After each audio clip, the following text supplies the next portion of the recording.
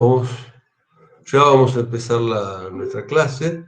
Hola, buenas tardes nuevamente, chicas y chicos, señoritas y señores. Hoy son las 19:30 pasadas del día lunes 10 de mayo del año 2021. Estamos en una nueva clase de finanzas de empresas y hoy vamos a terminar de ver, creo que vamos a poder terminar de ver la unidad 7 sobre el mercado del dinero que está centrado fundamentalmente en el sistema financiero y la banca en la Argentina. Entonces, no sé si hay alguna inquietud, duda o comentario en particular antes de empezar a ver el material. Ya tienen en el aula virtual todas las grabaciones, inclusive de la última clase. Así que bueno, cualquier inconveniente, por favor, les pido simplemente que me lo vayan comentando, ¿no? Por ahora entonces vamos a compartir el material que ustedes ya también tienen en el aula virtual de la unidad 7, y estábamos en las operaciones financieras típicas de un banco o de una entidad financiera. Y llamamos ahí, hay tres tipos de operaciones como clasificación muy típica en la banca: operaciones activas, operaciones pasivas y operaciones neutras. Esto esta clasificación sigue un criterio contable, pero es lo que se usa. Operaciones activas se llaman así las que figuran en el activo de un banco. Operaciones pasivas son las que figuran en el pasivo del banco. Y operaciones neutras son las que típicamente impactan en el estado de resultados o impactan a la vez en activos y pasivos, ¿no? Así que esa es la razón fundamental y que ustedes deben conocer de esa manera, ¿no? Entonces, bien, entonces, las operaciones activas típicas son las que surgen del otorgamiento de créditos, cuando el banco otorga créditos a los clientes, ¿eh? O sea, es lo que las cuentas por cobrar del propio banco por los préstamos que dio el banco. Las operaciones pasivas son las que figuran en el pasivo de un banco, es decir, cuando el banco toma fondos de sus clientes, típicamente son los depósitos, de sus clientes, como son los ahorristas, típicamente los depósitos, pero también el banco suele tomar deuda de otro banco, a veces para cubrir algún descalce financiero, o suele tomar también deuda del Banco Central, por ejemplo, bajo la forma de redescuentos. Y luego tenemos operaciones neutras, que típicamente son los servicios que prestan los bancos, como ser, por ejemplo, el alquiler de cajas de seguridad, o a veces comisiones por asesoramiento o comisiones por ayudar en una determinada operación, o también por su participación en la comercialización de seguros, ¿no? Y en otros países hasta los servicios bancarios hasta abarcan hasta comisiones por ayudar por ejemplo, en la venta de libros, ¿eh? Es decir, en esto la amplitud de los servicios que pueden brindarse por medio de entidades financieras es enorme, ¿eh? Depende de cada mercado. Vamos a los préstamos bancarios, los tipos más comunes. El adelanto transitorio en cuenta corriente. Adelanto transitorio en cuenta corriente o acuerdos para girar en descubierto. A ver, menciono rápidamente todo y vamos a analizarlo. El descubierto en cuenta corriente no solicitado previamente, es decir, en los dos primeros estamos en una operación prácticamente muy similar, pero el primero es con acuerdo. Esto significa hay un contrato para poder girar en descubierto, un contrato con el banco. Al haber un contrato, esto da previsibilidad a las dos partes y realmente es una operatoria de relativamente bajo costo. El adelanto transitorio con acuerdo es un costo comparable al descuento de un documento o a préstamos personales, ¿no? En cambio, el adelanto en cuenta corriente sin acuerdo o el descubierto en cuenta corriente, bueno, eso es realmente es una operación al ser totalmente imprevisible. Para el banco fundamentalmente los costos son realmente muy elevados. Otro tipo de préstamos son los descuentos de documentos. Descuentos de documentos significa típicamente de cuentas por cobrar de la empresa cliente, de la empresa deudora, o sea, una cartera de cuentas por cobrar que pueden ser cheques diferidos o pueden ser pagarés o pueden ser facturas conformadas, por ejemplo, pero esa cartera de cuentas por cobrar, el cliente la descuenta en el banco, significa que pide que el banco le anticipe los fondos. Cabe aclarar entonces que en este descuento de documentos el banco lo que hace es de mostrador para la cobranza, mostrador, o sea, no realiza gestiones de cobro, sino que simplemente si los deudores de la empresa van a pagar al banco, simplemente el banco cobra. Ahora, si el deudor de la empresa que tiene el documento no va a pagar al banco, al vencimiento de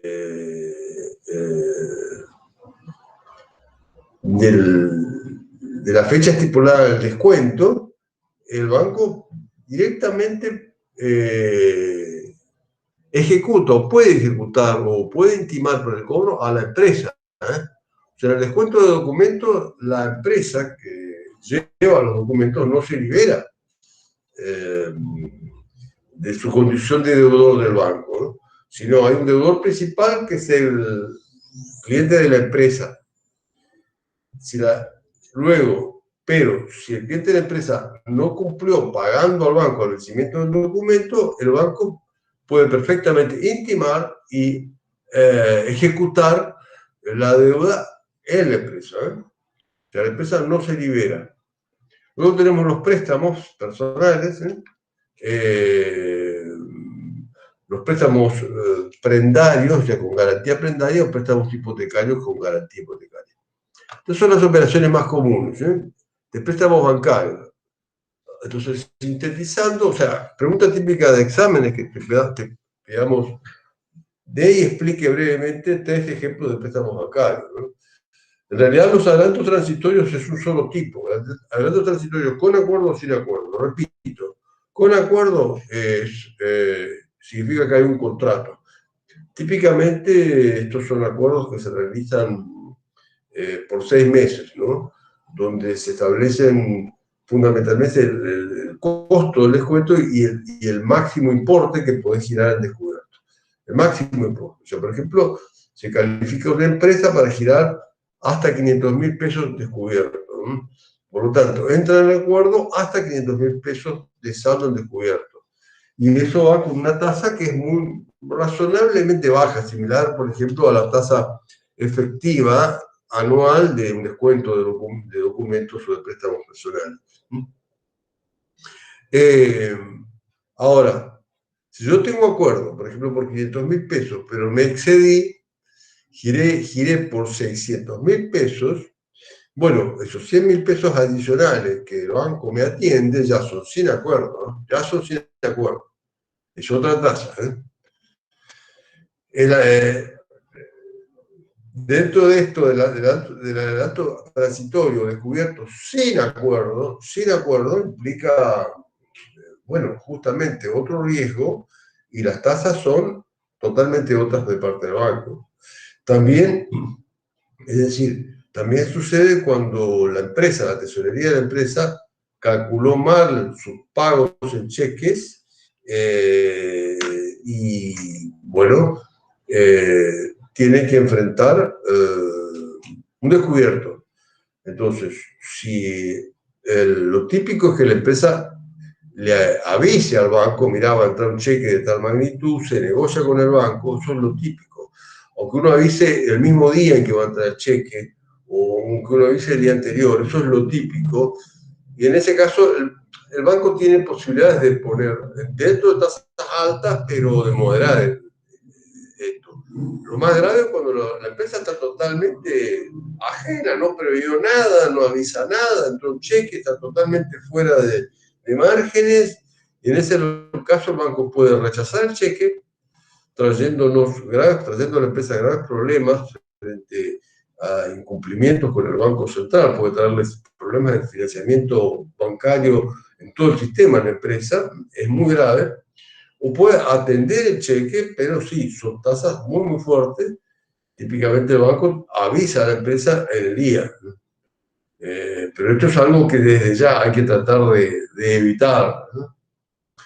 Otra operación es el descuento de documentos, ya lo dijimos, repetimos, el descuento de documentos puede ser un documento que la empresa recibe un documento comercial que recibe de uno de sus clientes, de sus compradores, y que puede ser un documento, puede ser una cartera de documentos, como pagarés o como cheques de pago diferido, o cualquier otro tipo de título o valor, o facturas conformadas, ¿eh? Entonces, esto se entrega esa cartera al banco y el banco me anticipa los fondos, ¿eh? Considerando el plazo medio de financiación de esa cartera y considerando la tasa de interés estipulada.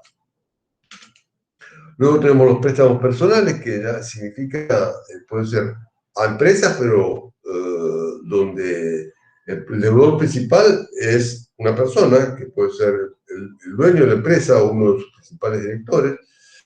Préstamos prendarios, donde, bueno, usamos una prenda, una garantía real, típicamente sobre rodados, por ejemplo, estos típicos justamente rodados, como son camiones o tractores, o préstamos hipotecarios, que es otra forma de garantía real sobre inmuebles, ¿eh?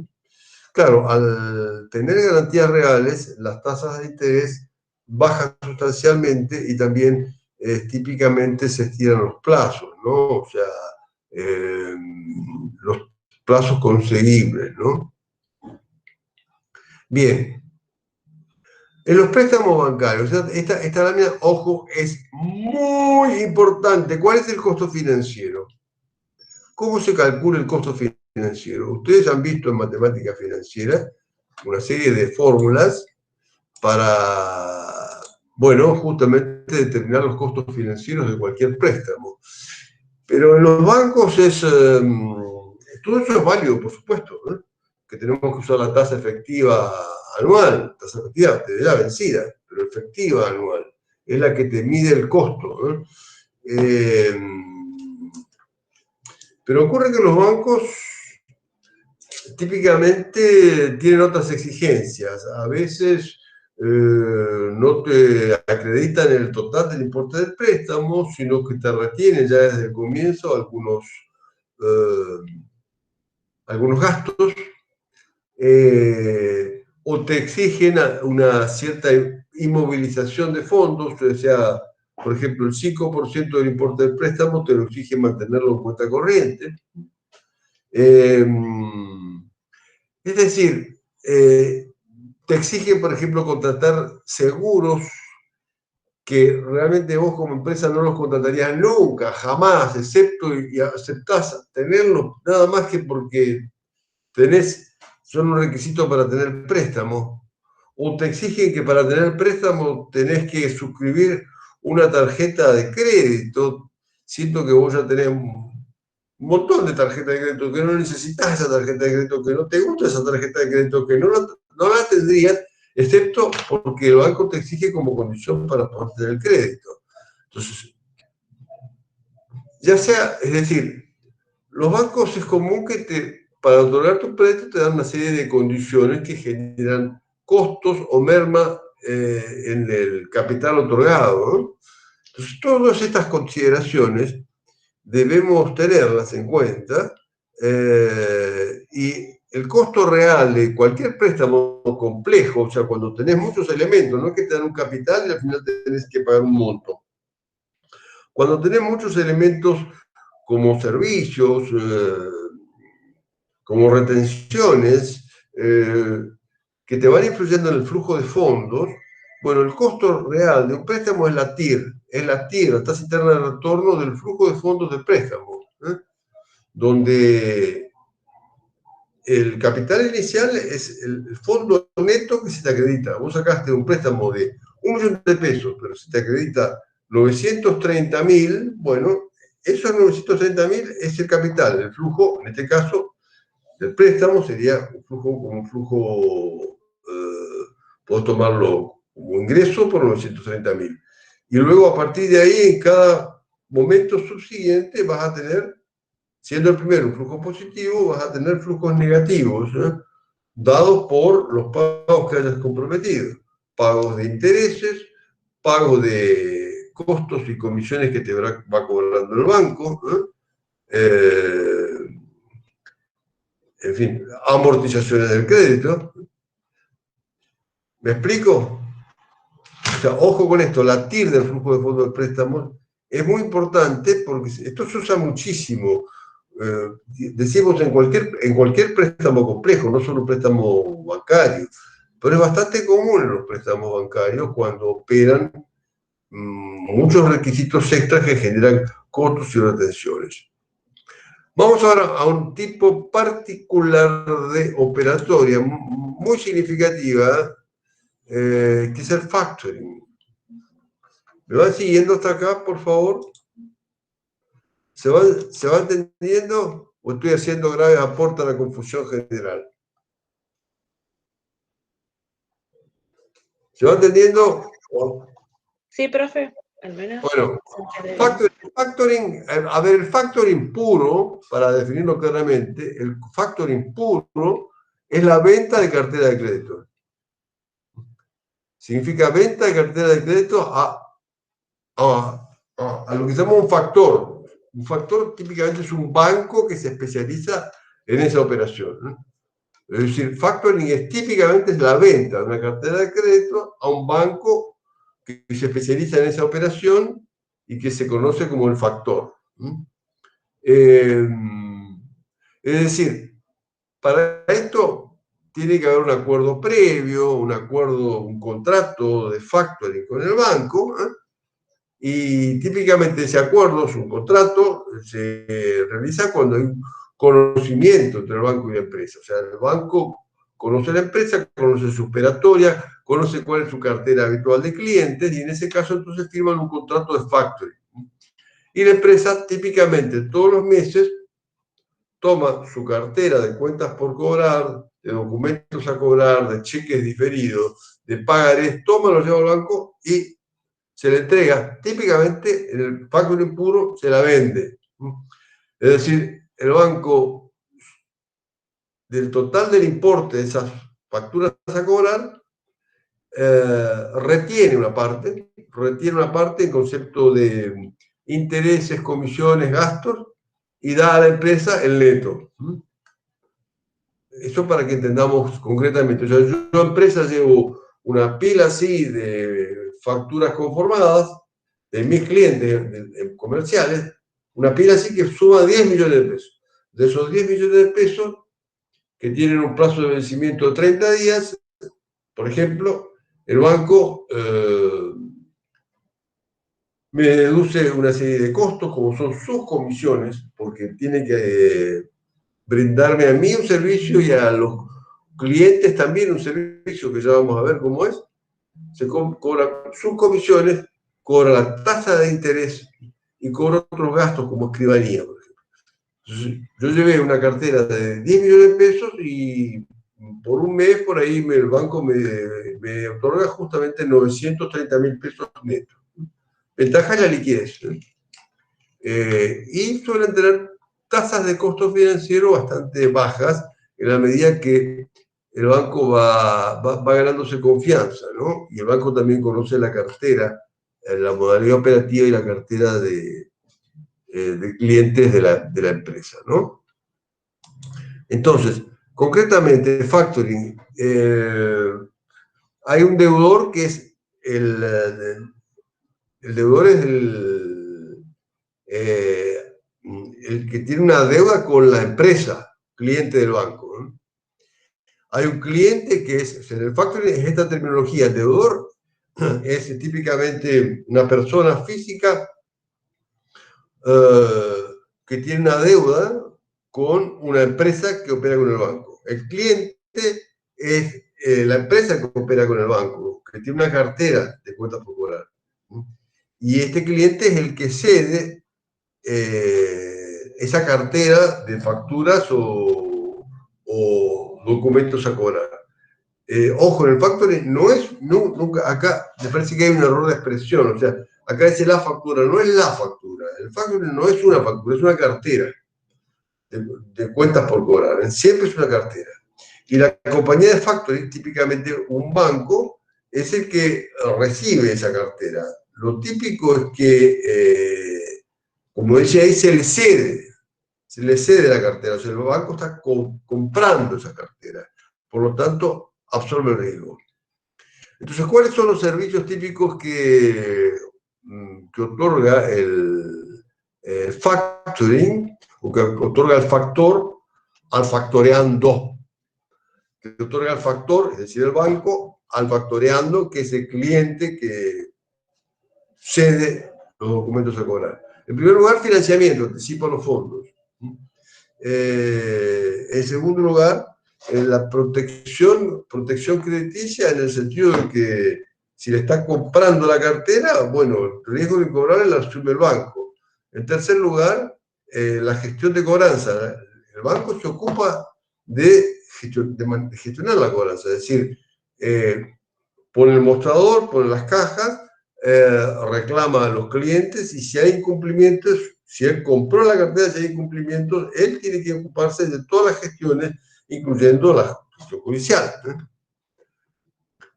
Entonces, en realidad hay dos tipos de factoring, que los nombres habituales son con recurso al cedente y sin acción de recurso. Con recurso al cedente, en realidad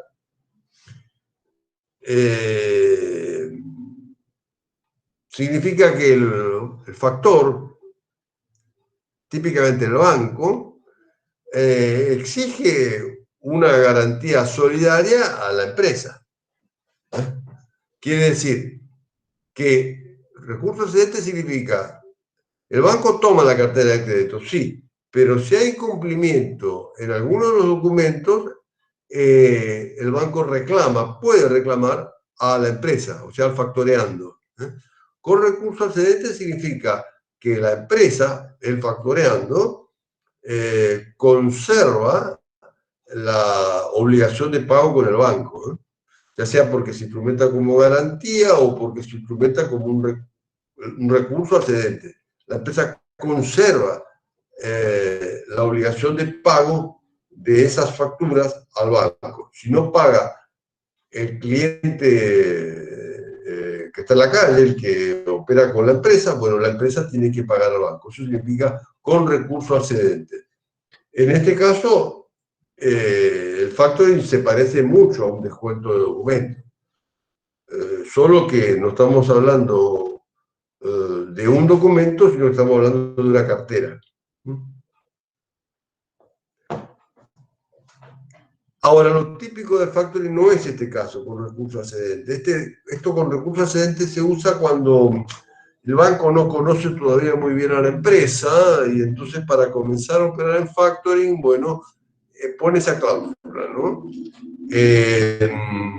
Lo más típico es la segunda, que sin acción de recursos, que es el factoring puro. O sea, el banco o factor compra la cartera y se hace cargo de la incorrección, porque ya está conociendo justamente el manejo de la empresa, conoce a sus clientes típicos, conoce cómo se manejan. Y sabe cómo manejarse él concretamente al primer incumplimiento. ¿Me voy explicando hasta acá? Profe, Se va entonces, entendiendo. la diferencia entonces con descuento de documentos que el factoring, por decirlo, se vende la cartera de documentos. En cambio, el descuento de documentos no solo, digamos, que voy al banco y lo descuento, digamos. Hay dos grandes diferencias. Bien, Julieta, gracias por tu pregunta. El descuento de documentos es una operación individual. Yo voy y descuento un documento. Bueno, puedo juntar 3, 4 documentos e ir también a descontarlo, pero la operación es típicamente de un documento. Vos podés tener 5 documentos iguales, este mes llevo los 5 y el banco me descontará los 5 en una operación o me descontará de a uno. Es una cuestión de registro contable eso. O sea, el descuento es individual. En cambio, el factoring es de cartera. Y por otro lado, el factoring requiere de un convenio marco de factoring, un acuerdo, un contrato marco de factoring, donde se establecen las condiciones y esto aumenta la previsibilidad y disminuye las tasas. O sea, típicamente con el factoring se consiguen tasas inclusive un poco mejores que el descuento de documentos. ¿Me explico? Claro, por eso por ahí, si uno tiene, por decir, una gran cantidad, por ese documentos, por ahí conviene más el factoring por ese beneficio del hecho de tener menores tasas. Sí, y agiliza la operatoria. Agiliza la operatoria. Es decir, el factoring conviene cuando una empresa tiene una gran cantidad de documentos a cobrar. O sea, todos los meses yo tengo entre 1 y 1,5 millones de documentos a cobrar. Porque soy una casa de venta de artículos de electrodomésticos a crédito o porque, en fin, soy una financio pequeñas viviendas o la razón que fuera. Yo tengo una gran cartera, una gran cantidad de documentos. Entonces, entrar a descontar cada uno es toda, o sea, cada descuento es una operación. O sea, yo tengo que ir a negociar uno por uno de ese 1,5 millones de documentos. Frente a lo cual, yo empiezo como empresa a hacerme conocer con el banco, con el descuento de algunos documentos importantes y después juntos vamos a negociar un factoring que nos conviene a las dos partes, que un poco estandariza la operatoria, le da mucho más previsibilidad y donde juntos acordamos qué tipo de documentos son los que yo le voy a meter por factoring. De empresas que típicamente son las empresas que el banco ya está conociendo. O sea, en la cartera van a entrar documentos cuyo deudor principal son clientes que el banco ya está conociendo. ¿Me explico? Entonces, donde el riesgo se ha acotado. O sea, se agiliza la operatoria, se le da certeza y esto baja los costos. ¿Se entiende? O sea, gran Profe, y diferencia. también puede ser que por ahí conviene más un descuento de documento cuando vos necesitas tener una necesidad temporal, por ejemplo, diaria de fondos y mejor voy y descuento el documento. Puede ser también por ese lado. No, no entiendo la pregunta. El No, digo descuento, que por ahí, no, por ahí también conviene poner un descuento de documento en lugar de un factoring. Si por ahí tenemos una necesidad de fondo diaria, por ejemplo, o semanal, voy y los descuento en documento, digamos. a ver, la periodicidad de las necesidades es un tema de lo que arregles con el banco en el factoring. Vos podés hacer el factoring, la entrega de la cartera una vez por semana, o una vez por día, o una vez por mes. Eso de acuerdo a lo que arregles con el banco. Lo que importa es la previsibilidad. El tema es que el descuento de documentos típicamente es individual y es una operatoria por vez. Entonces yo Profesor, divido. la diferencia puede estar en el costo, o sea, en el interés que se paga cuando se descuenta un documento y no una cartera de documentos como el caso del factoring. Exacto. Exacto, porque, repito, o sea, el descuento de documentos es un documento. Claro. Y donde yo tengo un costo, ojo, tengo un costo operativo mayor que en el factoring. Esa Mayor es la por cada ventaja, documento. esa Mayor es no la solo ventaja la del tasa de factoring. interés. No solo la tasa de interés. El factoring baja por la previsibilidad, pero también bajan los costos operativos, las comisiones, porque estamos repartiendo los costos en una gran cantidad de documentos. Entonces, si Claro, yo gracias, tengo profesor. un documento, si me parece un descolgado, un financiamiento atípico, lo meto, por ejemplo, por descuento de documentos. Pero a lo típico, que forma parte de mi cartera operatoria habitual, lo meto por factoring, que es mucho más previsible, más ágil y de menor costo. Por ejemplo, el caso de un descuento de documentos sería, por ejemplo, de una transacción grande, qué sé yo, inmobiliario, casos especiales así. En cambio, el factoring sería del movimiento habitual de la empresa. Exactamente. El factoring es para el movimiento habitual de la empresa, no es para casos extraordinarios. El descuento de documento es para casos extraordinarios, ya sea por la magnitud, ya sea por el tipo de cliente. Un financiamiento a un cliente diferente de los habituales. Diferente para la propia empresa y para el banco. Para el factor y para el factoreando. Entonces,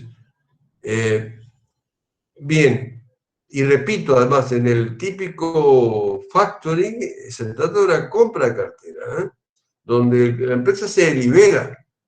Yo le digo que el dicho queda en el banco, pero esto es así porque el banco está conociendo la cartera de la empresa, la está conociendo de años. Bien, entonces, ¿cuáles son los costos típicos del factoring? Bueno, siempre en el factoring hay una comisión del banco por los servicios involucrados, ¿no? Desde recibir la documentación, ordenarla, e informar a las partes. Informar a las partes son al factoreando, a la empresa, también a los deudores finales, también el hecho de poner la infraestructura del banco al servicio de toda la operatoria, porque tiene que atender bien a esos clientes finales de la empresa. Otro de los costos es la tasa de interés, la financiación, y también hay otros gastos típicamente dados por los honorarios de escribanos que implementan la operatoria, porque repitamos, el factoring requiere un contrato marco, y eso hay que protocolizarlo, o sea, tiene que pasar por la escribanía y se cobra, el escribano cobra. Más notificaciones, notificaciones pueden ser de simples mensajes a cartas de documento, en el caso de vencimientos, morosidad y pagos, todo eso tiene un costo. Eso es parte de los otros gastos del factoring. ¿Vamos hasta acá? De vuelta, se trata del factoring de una operación típicamente compleja, por lo tanto acá lo aconsejable es sacar la TIR de este financiamiento, ¿no? Tal como habíamos aconsejado antes, ¿no? ¿Estamos? Si bien hay otros, y vemos en práctico algún ejemplo de una operatoria, un cálculo más directo, pero cuando digamos que tenés costos muy específicos que intervienen, ¿no?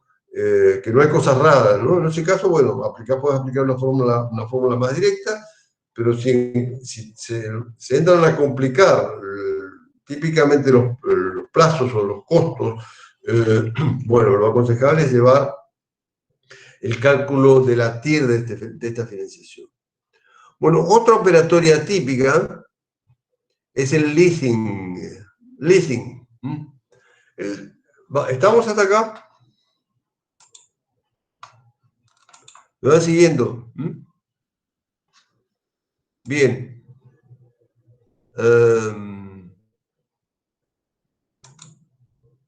A ver, un segundito, por favor.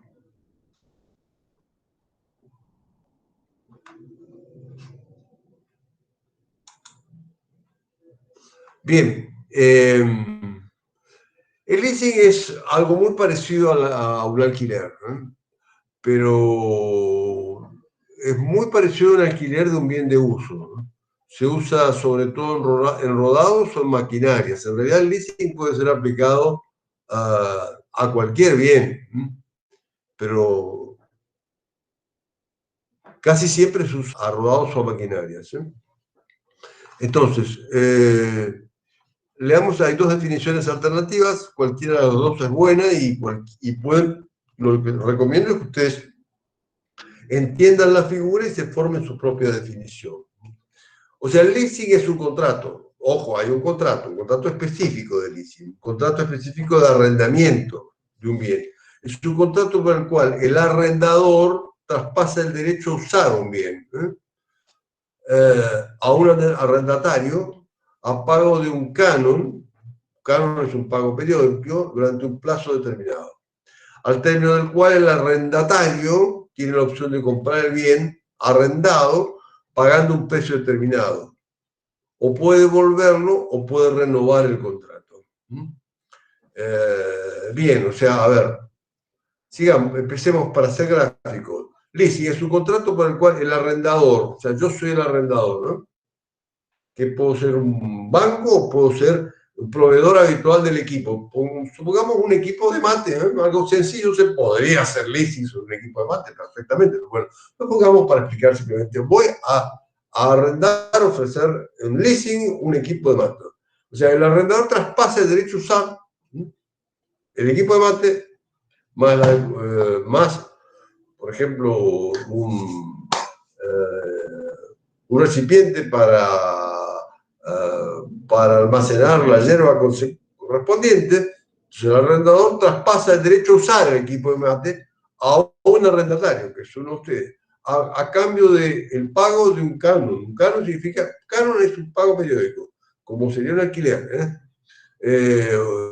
durante un plazo determinado. Durante un plazo determinado es un pago semanal de alquiler del equipo de mate durante un periodo de 3 meses. O en el leasing de una flota de camiones, por ejemplo, 6 camiones que estamos incorporando por leasing, 6 grandes camiones que estamos incorporando por leasing con la Fiat. Entonces, hay un contrato de leasing y yo, empresa, me comprometo con la Fiat a pagarle un canon, que es un alquiler mensual, por ese alquiler de los camiones durante, por ejemplo, 5 años.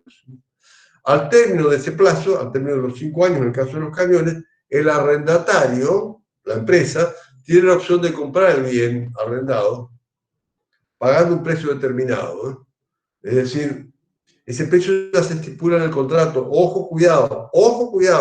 Si típicamente el leasing prevé un precio al final, que ya está establecido en el contrato. Puede estar establecido en pesos, puede estar establecido en pesos corrientes, puede estar establecido en pesos constantes, puede estar establecido en volúmenes de otro bien, por ejemplo, toneladas de soja. O sea, por lo tanto, al fin de la vida del contrato, quien alquila, el arrendatario, puede comprarlo o puede devolverlo, no me interesa más,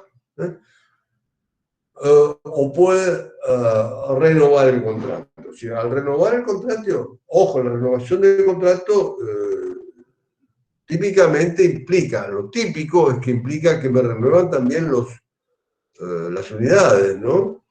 Seguimos con el mismo contrato, pero se actualizan los precios y las unidades son 6 nuevos camiones. Esto es lo típico. Puede ocurrir a veces que se renueven sobre las mismas unidades, pero esto es la excepción, es muy excepcional. Porque en realidad la marca, por ejemplo, el ejemplo que dimos hoy de Scania, busca justamente que sus equipos tengan el mejor desempeño, defender la marca, defender la imagen de la marca, defender la óptima performance. El leasing se vuelve un instrumento de marketing, no solo de financiamiento, un instrumento de marketing de la propia marca, como sería en este caso la Scania o la Fiat, que está arrendando sus camiones. Otra definición, vamos a la otra definición de lo mismo y vamos a analizar un poquitito la figura. Leasing es un contrato de uso y goce de un bien sin transmisión de la titularidad de dominio a cambio de una renta periódica. Más cortita, más concreta. Es un contrato de uso y goce de un bien, o sea, yo voy a arrendar 6 camiones a la Fiat, quiere decir no son míos, los arriendo. ¿Y arriendo qué significa? ¿Qué significa? Yo tengo que pagar una renta periódica. Sin transmisión de la titularidad del dominio, no son míos, a cambio de una renta periódica. Típicamente, por ejemplo, mensual, pero puede ser el periodo que se acuerde, ¿no?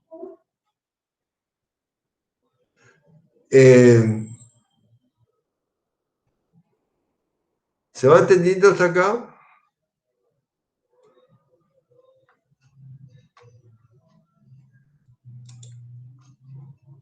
¿Se va entendiendo la figura del leasing? O sea, es muy usado en cosechadoras, en grandes equipos agrícolas, muy usado, y sobre todo en equipos donde la tecnología es muy importante, la renovación tecnológica es muy importante. En centrales telefónicas, en grandes equipos de fotocopiado, en grandes equipos de informática, pero también en oficinas, también se pueden ocupar en inmuebles como oficinas.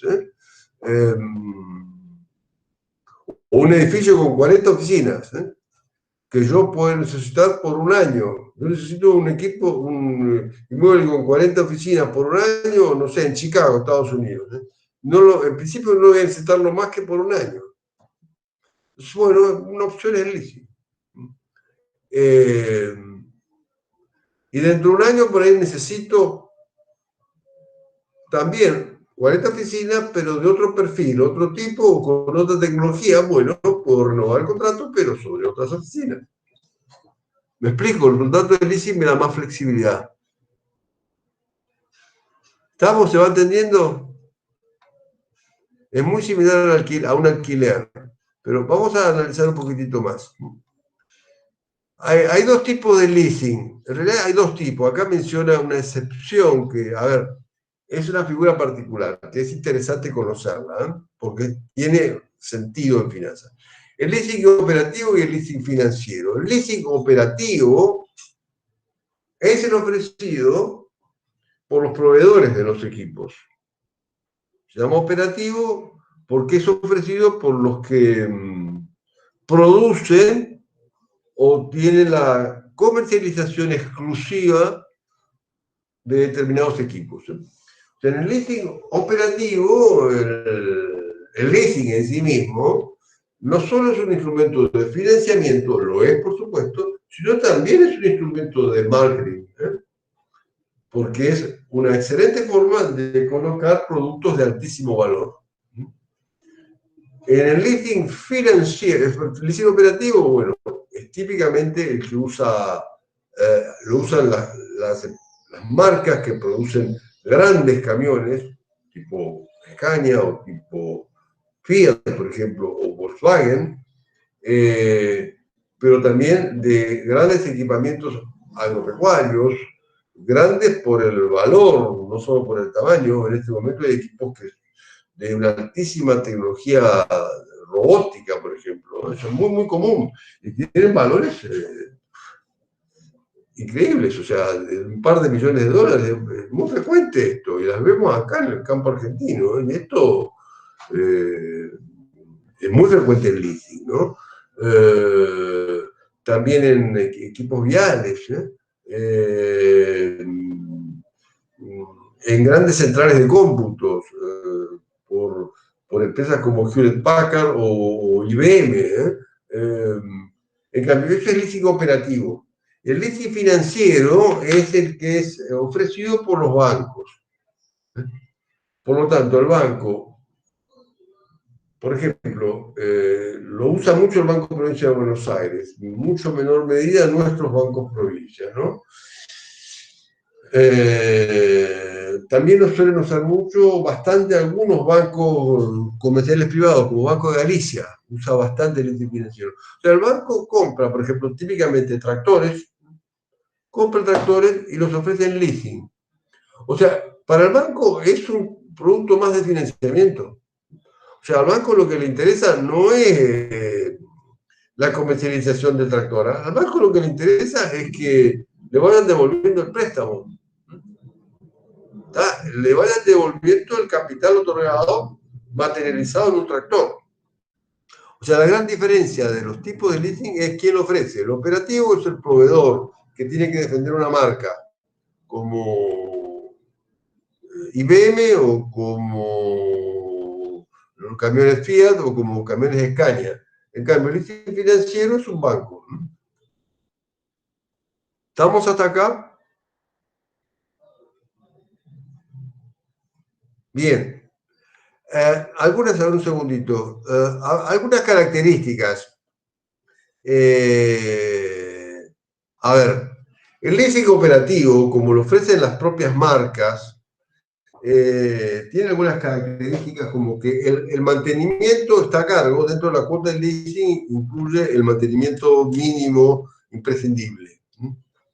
Eso ya está incluido en la cuota, con lo cual también es una tranquilidad más, es un servicio más para el arrendatario.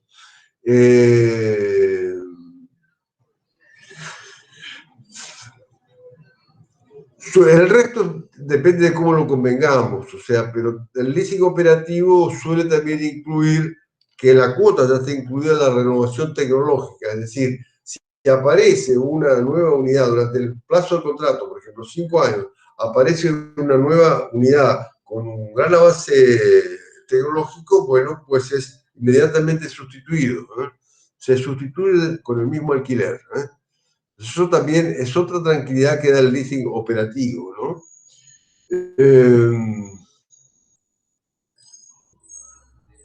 Bueno, en el leasing financiero, no, el mantenimiento, eso es un banco que te ofrece un leasing y el mantenimiento corre a cuenta del arrendatario, de la empresa que está tomando los equipos.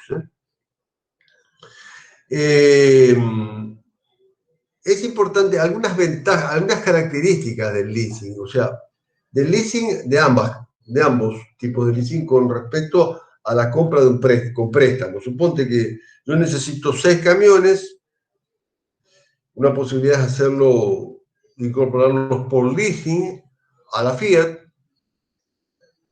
Otra posibilidad es incorporarlo por leasing, pero que me ofrece una concesionaria muy fuerte de Fiat en el norte argentino. Otra posibilidad es comprarlo con un préstamo bancario que me ofrecen, ¿no? A ver, ¿cuál es la gran diferencia entre préstamos bancarios y leasing? La gran diferencia es que en los préstamos bancarios, la gran diferencia es, a ver, hay un par de diferencias fiscales muy importantes, diferencias fiscales. En el préstamo bancario, lo único deducible son los intereses. En el préstamo bancario lo único deducible son los intereses. En el leasing es deducible el impuesto a las ganancias, toda la cuota, todo el arrendamiento, por ejemplo, mensual. Y esa cuota siempre incluye intereses, comisiones y una parte de la amortización de amortización del equipo. ¿Está? O sea, que, es decir, en realidad el concepto financiero es que incluye intereses, comisiones y amortización, que en realidad se calcula como amortización como si fuera un crédito el leasing. O sea, siempre esa cuota está incluyendo interés, comisiones y también amortización del capital. Por lo tanto, la cuota es siempre muy superior a los intereses. Por lo tanto, en el impuesto a las ganancias puedes deducir mucho más con leasing que con un préstamo. Por otro lado, tenés en el IVA. El IVA, cuando uno compra, por ejemplo, 6 camiones con un préstamo, tenés que pagar el IVA de contado. Comprar los 6 camiones y tenés que pagar el IVA de contado. Y después tenés un tremendo crédito fiscal que vas a ir recuperándolo en el tiempo. típicamente te va a llevar muchos meses, quizás años, recuperar ese crédito fiscal. O sea, en el IVA, cuando uno compra, tiene que pagar todo el IVA. En cambio, en el leasing, vos vas pagando el IVA solamente de cada cuota. El IVA es la alícuota del impuesto sobre cada cuota. Con lo cual, la recuperación es instantánea. O sea, típicamente la recuperación es instantánea, lo cual significa una gran ventaja financiera. Otra diferencia, en todo lo que sea gravámenes patrimoniales, que puedan afectar a una empresa, como en su momento era el impuesto a los activos, pero cualquier forma de gravamen patrimonial a las empresas, en el leasing no afecta, porque simplemente los bienes no entran, no forman parte del activo de la empresa. El leasing es como que estoy pagando un servicio, o sea, no afecta patrimonialmente a la empresa, afecta al estado de resultados, no al patrimonio. Por lo tanto, todos los impuestos patrimoniales no afectan. Esas son grandes diferencias, pero la gran pregunta acá es, a ver un segundito quiero, sí, acá vamos a, la gran pregunta que tiene una gran respuesta. El leasing financieramente, ¿qué es? Ojo, pregunta de examen, el leasing financieramente, ¿qué es? En su opinión, el leasing financieramente, ¿qué es? Una forma de financiar la incorporación de bienes. Punto, aparte, listo, nada más que decir. Financieramente, ¿qué es el leasing? Es una forma de financiar la incorporación de bienes. Punto. Es decir, diferente, similar pero diferente a un préstamo. Es una forma de financiar bienes. Ahora, digamos, si lo analizás más globalmente, si el leasing operativo también es un instrumento de marketing para las marcas que sostienen ese leasing. Pero financieramente es un instrumento de financiamiento. O sea, ahora bien, ¿cómo evaluás cuál es la financiación más conveniente? ¿Cómo evaluás cuál es la financiación más conveniente? O sea, a ver, por ejemplo, vuelvo al ejemplo de los camiones. Yo, empresa, necesito incorporar 6 camiones. 6 grandes camiones Fiat. Tienen que ser esa marca, ese modelo de camión. Son enormes equipos Fiat, 6. Tengo una opción de un leasing que me ofrece la Fiat, directamente de Milán, Italia. Otra opción, otro leasing que me ofrece un concesionario Fiat muy fuerte en el norte argentino. Otra opción, un préstamo bancario que me ofrece Banco de Galicia. Otra opción, un préstamo que me ofrece una compañía financiera amiga, Norte Financiera, S.A. Tengo 4 opciones, 2 leasing diferentes y 2 préstamos de entidades financieras. ¿Cómo se elige la mejor?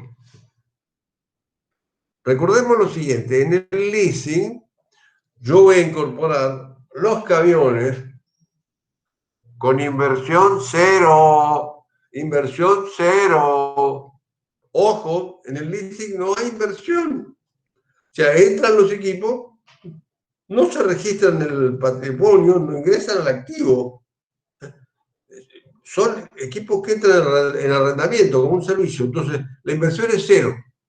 ¿Y qué pasa si la inversión es cero? No podés calcular la TIR, porque lo más probable es que vos tengas todos flujos positivos. Durante toda la vida útil, la vida del contrato del leasing, vos vas a tener todos flujos positivos.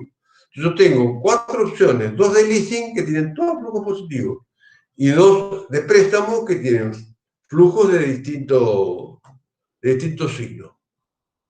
Entonces, para evaluar opciones de financiamiento, si una o más de ellas es leasing, tenés que usar el VAN, valor actual neto.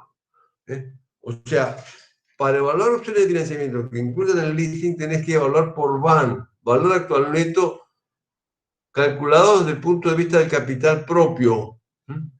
valor actual neto del capital propio, que es el que considera el financiamiento. Entonces, si consideras el VAN del capital propio de todo el flujo de fondos, ¿cuál te va a convenir más? Bueno, te va a convenir más el mejor VAN, o sea, el de mayor valor. Elegirás la financiación que maximiza el VAN. ¿Está? ¿Hasta acá? ¿Me van siguiendo? ¿Me van siguiendo el razonamiento? Esto es muy importante, ¿eh? Porque en el flujo de fondos vos estás incorporando todos los efectos, todos los gastos, todos los ingresos, incluyendo los fiscales. Ahora bien, suponte lo siguiente, lo que ocurre normalmente. Yo necesito incorporar 6 camiones, 6 grandes equipos, Fiat, de esa marca, de esa condición. Tengo 4 alternativas, 4 posibilidades. Esas 4 posibilidades tienen los mismos flujos operativos, son los mismos camiones que me van a generar los mismos ingresos por flete y que tienen los mismos costos operativos, exactamente los mismos. Entonces, lo que varía son los costos financieros, las comisiones, el impacto fiscal, producto de si compro con un préstamo o alquilo con leasing. O sea, lo que varían son costos vinculados al financiamiento. En ese caso, la decisión la puedo tomar por VAC.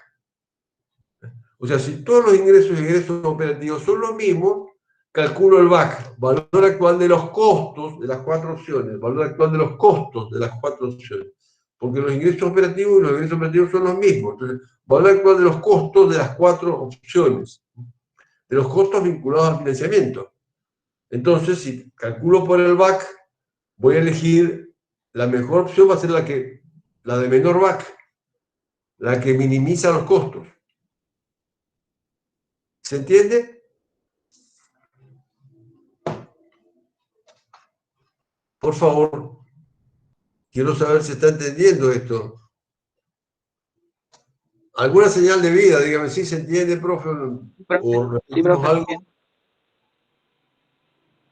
Alfredo, sí, ¿qué me decías? No, sí, profe, que se entiende. Súper. Bien, gracias. O sea,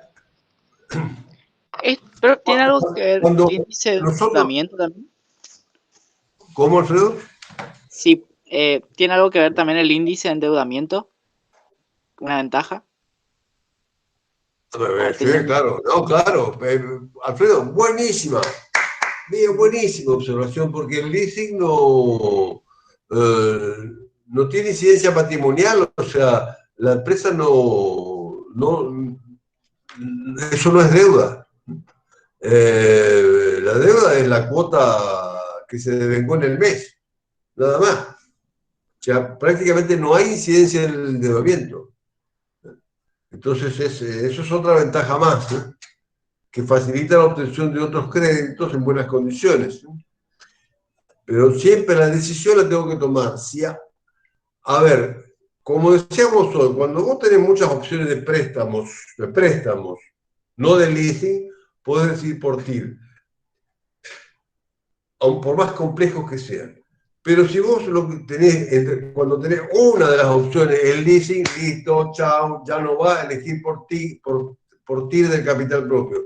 Si tenés una opción es leasing, tenés que elegir por valor actual neto de cada una de las opciones, si hubiera alguna variación en los ingresos o egresos operativos. Y si no hay ninguna variación en ingresos y egresos operativos, puedes se trabaja menos, más fácil, más confiablemente, directamente por VAC, valor actual de los costos, y elegir la que te minimice el costo. ¿Estamos? Sí, profe, genial. Sí, profe. Vamos.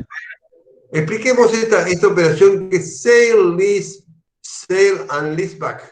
Acá falta and, o sea, la expresión es sale, que quiere decir venta, and y leaseback. Sale and leaseback significa venta y arrendamiento inverso. Sale and leaseback significa venda y vuelva a arrendar el mismo bien. Me explico. yo estoy con un abogo financiero importante, producto a veces del crecimiento. Entonces estoy con un abogo financiero importante. No, a ver, esto se hace sobre todo, a ver, no por un imprevisto, sino porque estoy montando un nuevo negocio, por ejemplo. Entonces, el sale and leaseback es realmente una forma de obtener financiamiento barato con excelentes garantías. Es una forma de obtener financiamiento barato con excelentes garantías. Por ejemplo, yo soy un sembrador de soja, típicamente venía sembrando 40.000 hectáreas de soja, pero teniendo con la perspectiva de cómo viene la soja, dije, no, yo voy a sembrar 60.000 hectáreas. Me juego, siembro 60.000 hectáreas. Pero para lo cual necesito plata ya para ampliar la siembra, ¿no? Para capital de trabajo, ¿no? Pero no puedo estar negociando 6 meses. Para lo cual voy a un banco y le digo, yo necesitaría en 15 días tener $1 millón, un milloncito de dólares. Y el banco me puede decir, ¿cómo no? Hagamos un sale and leaseback. ¿Qué quiere decir eso? Mire, usted tiene 3 equipos de tarea agrícola, 3 equipos de alta tecnología. Esos 3 equipos valen $1,5 millones. Bueno, perfecto, se los compro. Yo se los compro. Le compro los 3 equipos. Pero le voy a dar neto, ya usted como precio, $1 millón. Entonces, y hacemos un contrato de leasing al plazo que usted quiera, por ejemplo, a 1 año. O sea, yo le tomé un bien de fácil realización, como son 3 maquinarias agrícolas de mucho mercado y gran tecnología, valor de mercado $1,5 millones, yo se los tomo con un aforo, por cualquier riesgo, típicamente está en el orden del 30%, ese aforo. O sea, yo se los tomo en $1 millón, les presto $1 millón. O sea, en realidad le estoy comprando. Jurídicamente le compré las tres máquinas por $1 millón. Y simultáneamente, en el mismo instante de la compra, firmamos un contrato de leasing financiero, donde yo banco, le alquilo esas maquinarias por 1 año, con algún valor de arrendamiento, y fijamos un precio al final del arrendamiento, ¿no es cierto? Entonces, con lo cual, digamos, al fin del año, si usted hizo su negocio, me pagó las cuotas y paga el saldo remanente con eso que fijamos como precio final, de acuerdo, usted habrá pagado $1 millón, más otros $100.000 de intereses, más otros $50.000 entre gastos y otros $50.000 de precio final, habrá pagado $1.200.000, por ejemplo. O sea, yo le presté $1 millón, usted me devolvió $1.200.000, o sea, con el banco es un negocio impresionante. Riesgo al banco, cero riesgo. Si hay incumplimiento, ¿qué le pasó? ¿Qué le pasa? ¿Tiene que ejecutar algo? No, ¿cómo va a ejecutar si son de él? O sea, las máquinas son de él.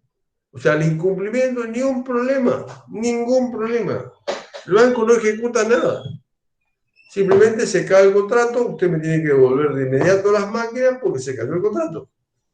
Las máquinas valen $1,5 millones y usted por ahí cumplió la tercera cuota. No importa, si hay incumplimiento, las máquinas son del banco. Y se cae el contrato. ¿Me explico? O sea, es una forma de obtener financiamiento rápido, bastante asegurado para el banco, y eso genera también con posibilidades de costos financieros reducidos, ¿no? ¿Me explico esto? ¿Se entiende? Entonces, acá hay el esquema general que me parece particularmente me gustó. Esto lo diseñó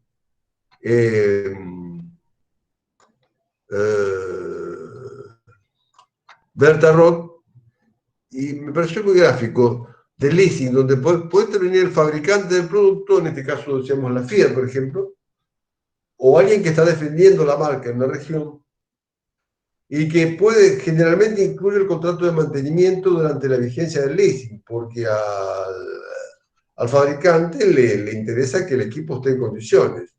Y a su vez también le interesa colocar las piezas originales si hacen falta, ¿no? O puede ocurrir que el fabricante del producto venda el producto, como son maquinarias agrícolas, por ejemplo, o tractores, a un banco, una entidad financiera.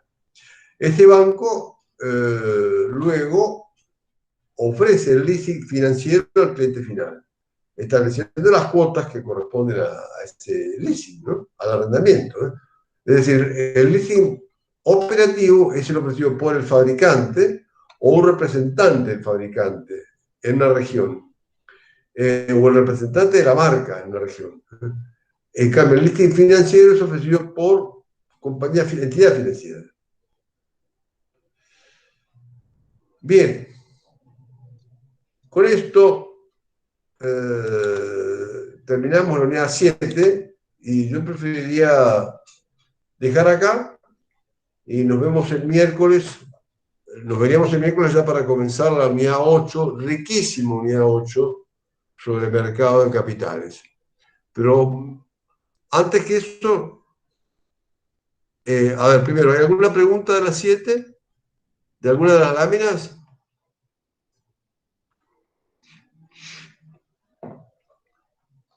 ¿Preguntas, comentarios? Bien. Si no hay preguntas ni comentarios por el momento, entonces dejo de compartir y vamos a hablar poquitito más si surgen algunas dudas de esto, ¿no? En esto sí es importante, es muy importante para su desempeño personal, o sea, a ver,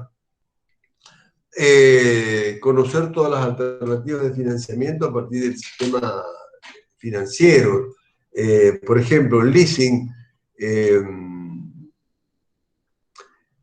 de automóviles es una operatoria muy común, inclusive a nivel de particulares, ¿eh? O sea, a mí, por ejemplo, si uno... Claro, la pandemia desdibujó esto, pero si yo soy un fanático de los autos, me encantan, ¿viste? Sí, entonces quiero probar la última versión de 4x4. Entonces me hago un leasing de esa versión de 4x4. A los 6 meses me doy cuenta que no, que en realidad el sueño de mi vida es un auto súper deportivo para las autopistas alemanas, pero que lo quiero probar en la Argentina. Entonces, cambio el leasing desde esa 4x4, lo cambio a un leasing de un auto súper deportivo. Al año, bueno, me doy cuenta que no, que en realidad yo lo que necesito es un auto familiar para llevar a mis hijos, sobrinos y demás, o a mis padres, y que están viejitos, por ejemplo. En ese caso yo, bueno, cambio el leasing y voy renovando. O sea, si yo me quiero renovar, ya sea por razones tecnológicas o de capricho, porque me gusta mucho ese tipo de vehículos, conozco muchos casos de este perfil. Bueno, el leasing es muy, muy conveniente. Me libera de los altos costos de entrada y salida, compra y venta, lo mismo pasa con las empresas. El leasing es un mercado muy, muy fluido. Bien.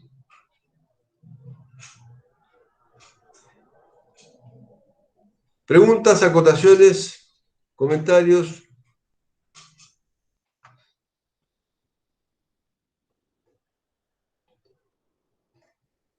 Bueno, si no hay preguntas ni acotaciones, entonces dejo de grabar primero y nos vamos